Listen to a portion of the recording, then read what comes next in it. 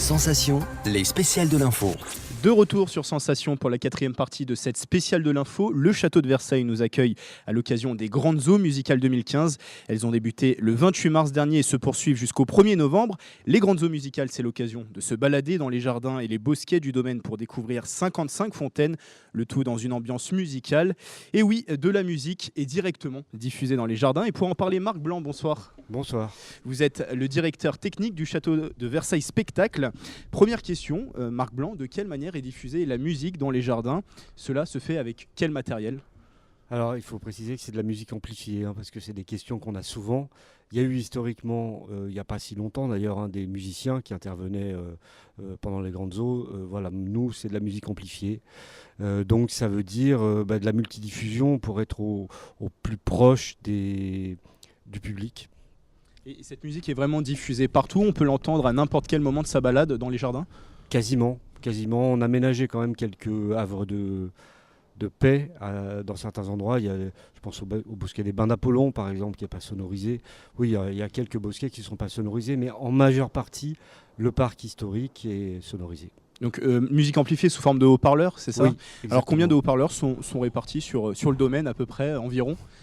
Aucune idée, une grande quantité. Ça représente, je dirais, au moins 2 semi-remorques de matériel. D'accord. J'imagine qu'ils sont placés de façon assez stratégique pour permettre, comme vous le disiez, d'entendre quasiment partout cette musique au fil de sa balade. Oui. Alors on a privilégié sur l'intérieur des bosquets la multiplication des sources pour avoir privilégié la proximité.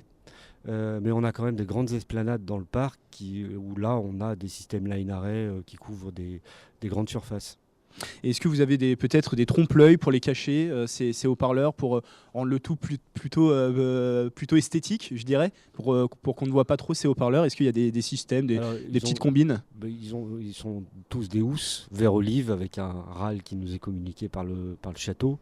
Ce qui est bien évident que les touristes qui viennent se promener les autres jours en dehors des Grandes Eaux n'ont pas particulièrement envie de tomber sur des haut-parleurs. C'est pas du tout le but de leur visite. Donc on essaye de masquer ça au maximum.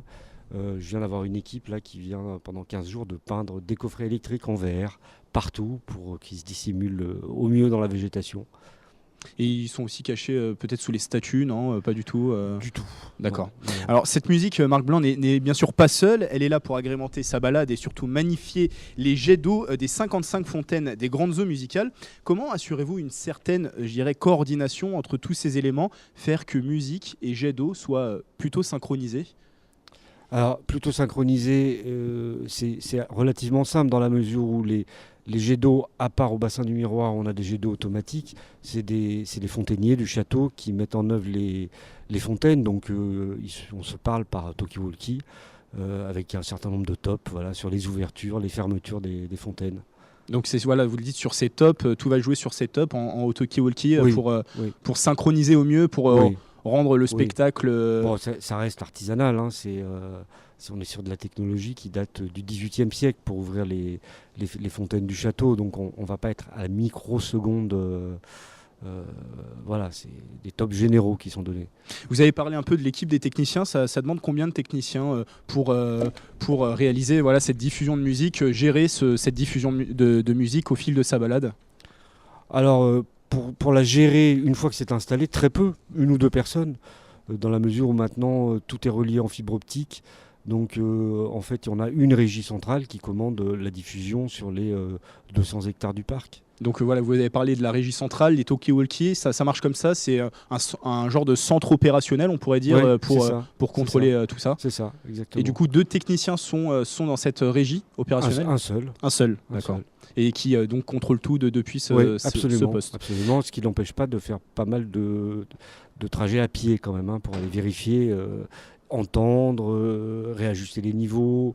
Parce qu'on sait très bien que la musique amplifiée, elle est fonction de la météo, de plein d'aléas en fait. Donc il y a des réglages qui se font au fil de la journée. Des réglages qui peuvent être notamment sur le volume de cette musique? Oui, sur le volume, sur l'équalisation du système, sur des choses comme ça.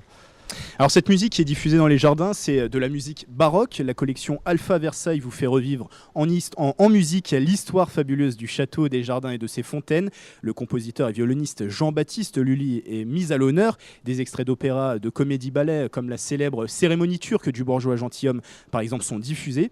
Marc Blanc, est-ce qu'il y a des ambiances différentes, des musiques différentes selon les lieux du domaine à écouter au fil de sa balade, ou c'est tout le temps la même musique derrière, le même flux musical? Non, effectivement, il y a des ambiances.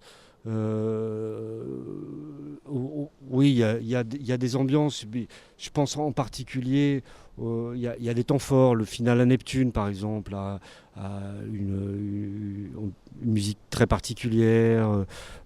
Après, on est sur un fil conducteur quand même qui va être, voilà, qui va se ressembler toute la journée. Est-ce qu'il peut y avoir des difficultés à diffuser cette musique? Vous parliez tout à l'heure de musique amplifiée, notamment avec le bruit des jets d'eau. Comment ça se passe? Comment vous réglez ces problèmes? C'est du travail, hein, c'est du travail d'ajuster au mieux le volume et la qualité du son en fonction des moments où les fontaines vont marcher, où elles vont pas marcher. Voilà, donc c'est un travail qui se fait alors là toute l'année, c'est-à-dire de réflexion. On y passe, on réécoute, on réfléchit à comment on peut ajuster ça au mieux. Et une dernière question, quelles sont les autres difficultés, outre le bruit de ces fontaines, que vous pouvez, vous, en tant que directeur technique, et l'ensemble de l'équipe des techniciens peuvent rencontrer au quotidien pour diffuser cette musique? C'est toutes les difficultés liées au plein air, hein. Il y a des animaux qui mangent les câbles, des jardiniers qui les coupent en tombant. Voilà, mais rien de particulièrement compliqué. Je précise que les mises en musique se font les jours des grandes eaux musicales, donc tous les week-ends et tous les mardis également à partir du 26 mai.